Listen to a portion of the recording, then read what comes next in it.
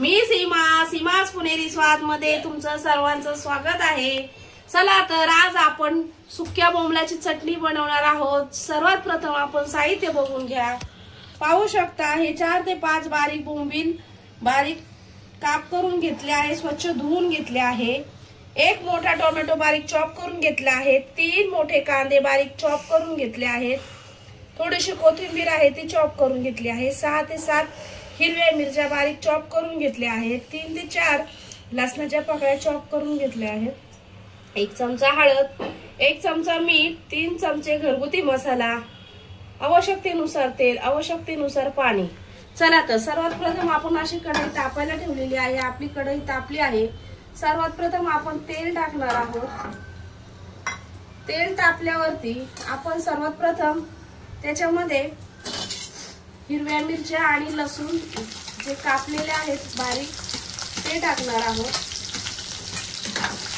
थोडीशी 1 ते 2 मिरच्या 1 ते 2 मिनिटं मिरच्या अशा कट करून घ्यायच्या आहेत, मिरच्या आणि लसूण।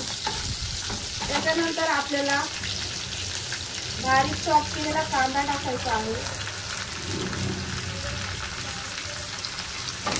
पाहू शकता कांदा आपल्याला जरा लालसर करायचा आहे। 2 ते 3 वेळा अजून मधून चांगला कांदा हलवून घ्यायचा आहे व्यवस्थित। पाहू शकता आपला कांदा थोडासा लालसर झाला आहे। असा कांदा लालसर झाल्यावर आपण 1 चमचा मीठ घेतला आहे ते त्याच्यामध्ये ऍड करणार आहोत आणि 1 ते अर्धा मिनिट असं व्यवस्थित परतून घ्यायचं आहे। परतल्यानंतर सर्वात प्रथम या प्रकारे आपण त्याच्यामध्ये जे बोंबील बारीक कापून स्वच्छ धुवून टाकले आहे 1 ते 2 मिनिटं बोंबील आणि कांदा व्यवस्थित तेलामध्ये परतून घ्यायचा आहे। पाहू शकता आपण आता याच्यामध्ये 1 टोमॅटो चॉप केलेला आहे तो ऍड करणार आहोत। टोमॅटो व्यवस्थित कांद्यामध्ये परतून घ्यायचा आहे।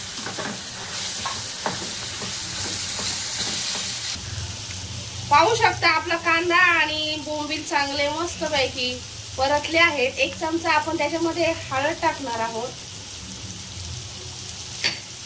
आणि मी हे 2 ते 3 घरगुती मसाला आहे त्याच्यामध्ये टाकून आपण व्यवस्थित मसाला तेलामध्ये परतून घ्यायचा आहे।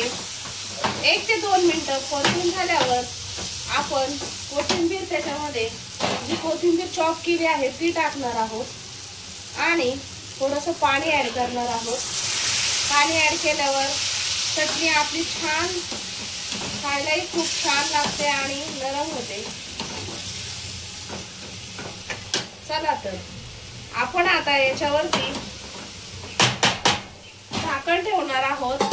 बारीक गॅस करायचा आहे, फक्त 5 मिनिटं झाकण ठेवायचं आहे। पाहू शकता 5 मिनिटं झालेली आहे। आपली चटणी किती छान मस्त एकदम चमचमीत झाली आहे। चला तर गॅस बंद करूया आणि आपण चटणी काढून घेऊया। पाहू शकता आपली बोंबलाची चमचमीत मस्त चटणी अशी तयार झाली आहे। ही चटणी आपण टिफिनलाही नेऊ शकतो, चपाती संग खूप छान लागते। तुम्ही एकदा नक्की घरी ट्राय करून बघा।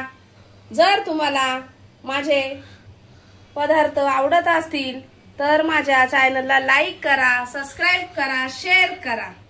धन्यवाद।